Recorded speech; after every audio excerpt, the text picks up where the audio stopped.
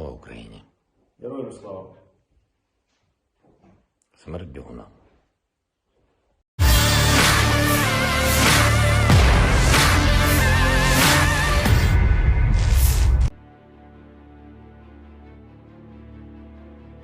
Presiden Ukraina Volodymyr Zelensky menepis kabar menyebut dia melarikan diri dari Kiev, ibu kota Ukraina.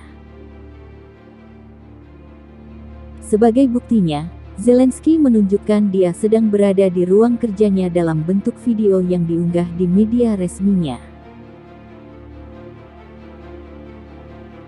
Setiap hari selalu ada rumor yang menyebut bahwa saya lari dari Ukraina, lari dari Kiev, lari dari kantor.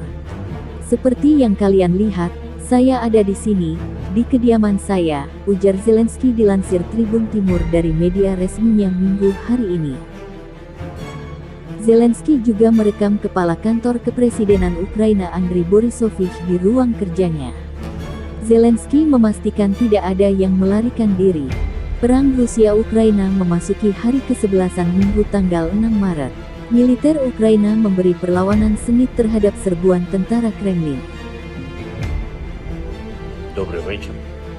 Кожні 2 дні з'являється інформація, що якось